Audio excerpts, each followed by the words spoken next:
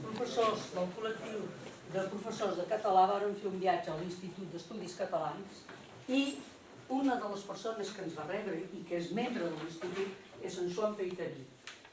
Ens van ensenyar diverses coses que es feia dins de l'institut i vàrem assistir a una petita sessió de la seva feina.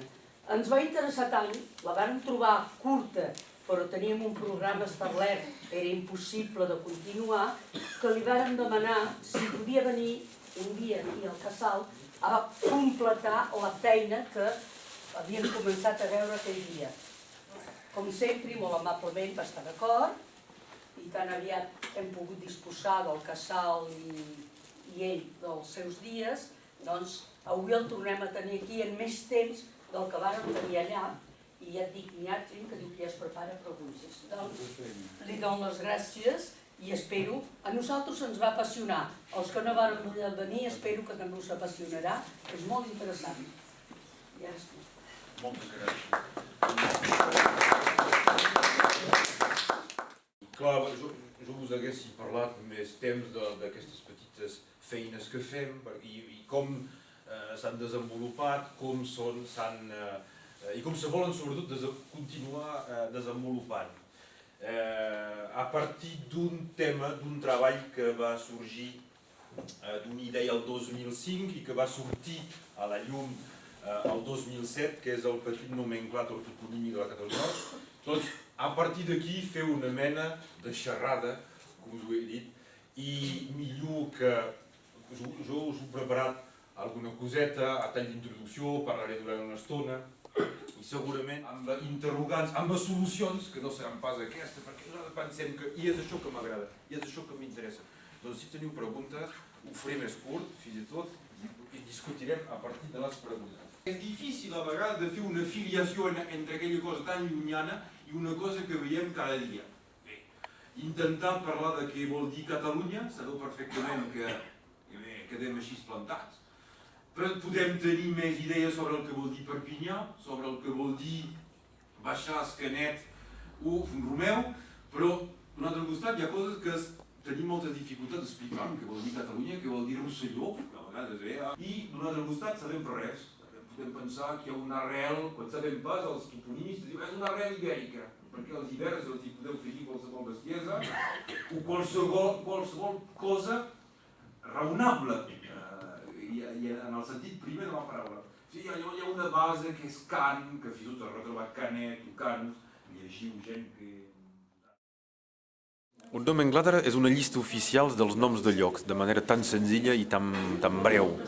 El nomenclàtor aquest és el nomenclàtor toponímic de la Catalunya del Nord que va ser publicat a l'IEC ara ja fa 3 anys i mig, l'any 2007, i que recull, des d'un punt de vista gairebé legislador, com a emanació de l'Institut d'Estudis Catalans, que és l'Acadèmia de la Llengua, el nom oficial dels nostres noms de lloc, afegint-hi, per fer més gruix, per fer-ho més important, tota una sèrie de microtopònims, de petits noms de llocs dins cada municipi, entre els més freqüents, el més freqüentment utilitzat i els més útils a la gent, com noms d'urbanitzacions, lotissaments, noms de carrers, a vegades que són molt transitats. És un llibre que es pot comprar, que s'ha repartit bastant, que s'ha enviat a tots els municipis com va sortir i que se pot baixar senzillament a la pàgina internet de l'IEC, iec.cat, o fins i tot teclejant a vegades nomenclàtor toponímic Catalunya del Nord en un cercador aquests, i el podeu baixar en format PDF, més ecològic, diré. Sí. La toponímia es necessita conèixer filologia, conèixer geografia, conèixer història, tenir base, en tot cas, d'aquestes tres ciències, això sí.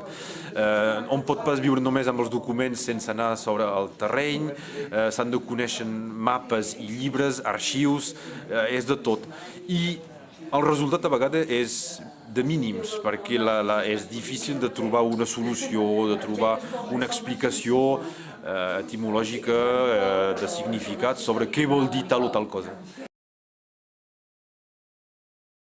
Com que hem parlat aquí aquest vespre també de les herències, clar que de l'Alcover Moll, dels dos, Alcover i Moll d'en Coromines, com a grans lingüistes del segle passat, podríem dir, més localment, però també amb ressò català, l'Enric Guité, l'Arnada Portet, en Lluís Baceda, i evidentment des d'un punt de vista més contemporani a nivell de geografia i de recuperació d'aquesta toponímia, en Joan Becat.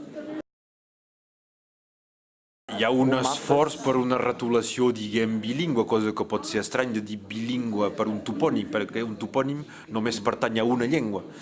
De fet, tenim aquí toponímia catalana que ha estat francesitzada. Ara el que volem i que el que s'avança prou bé és recuperar aquesta toponímia escrita en català, doncs visible en català.